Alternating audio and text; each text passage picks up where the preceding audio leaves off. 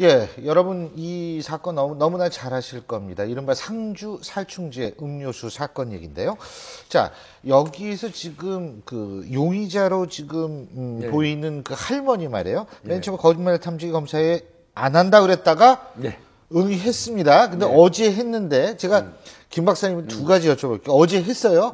어제 했는데 어제는 불능이라는 답이 나왔대죠. 근데 오늘 원래 거짓말 탐지기 조사를 또 하고 그리고 무슨 조사더라? 심리행동 분석 조사. 이거를 해가지고 같이 이제 그 결과를 보려고 그랬는데 거짓말 탐지기 조사는 안 하고 심리행동 분석 조사만 한 모양이에요. 자, 이 일련의 이거 복잡하거든요. 좀 설명해 주세요. 이제 어제 그토록 이제 경찰에서 그 거짓말 탐지기 조사를 요구했는데도 불구하고 안 했어요. 그럼 뭐 여러 가지 이유가 있겠죠. 본인이 심정적으로 이제 불안정한 상태에서 받으면 불이익 처분을 받는다고 생각해서 안 했을 수도 있고, 뭐 가족들의 어떤 적극적인 권유를 수도 있고, 하여튼 안 했습니다. 그런데 이제 검찰에 가가지고 어느 정도 안정적인 그 상태가 됐는지 몰라도 변호사의 권고를 듣고 어저께 그 거짓말 탐지기 검사를 했습니다. 했는데 이게 판독 불능이 나왔어요. 이른바 이 판독 불능이 뭐냐면 진실 반응도 아니고 거짓 반응도 아니고 판독 자체가 불가능하다. 그게 이게 이런 경우가 있어요. 어떤 경우는 이제 그래프로 표시가 되는데 항목마다 어떤 경우는 전부 진실로 나와버리는 경우가 있고 어떤 경우는 전부 거짓으로 나오는 경우가 있고 이런 경우는 이제 판독 불능이라고 그래요.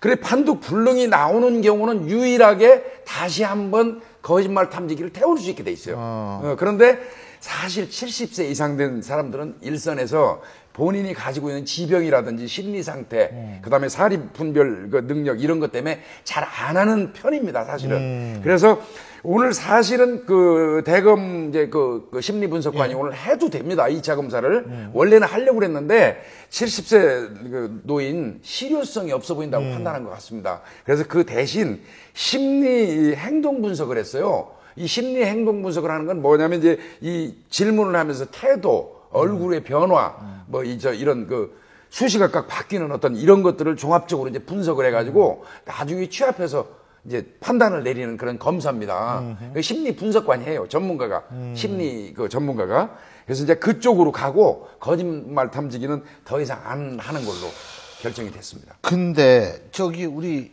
김경진 변호사께서는 검사 시절에 거짓말 탐지기 하는 거 보셨어요? 보셨죠? 네. 이거 정확도가 높다고 90%라고 그러던데. 이게 95% 정도. 95%. 네, 그래서 이거 높은데 그게 어떻게 불능이 나오나? 그러니까 이제 이렇게 생각하시면 돼요. 그러니까 거짓말 탐지기를 하는 게 몸에다가 이렇게 전선을 붙이는 거 아니겠습니까?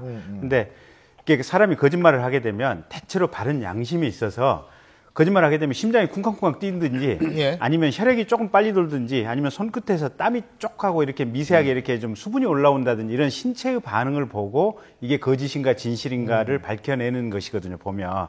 근데 나이가 벌써 8순이 되시면요, 사실은 피가 그렇게 몸 안에 많지가 않아요.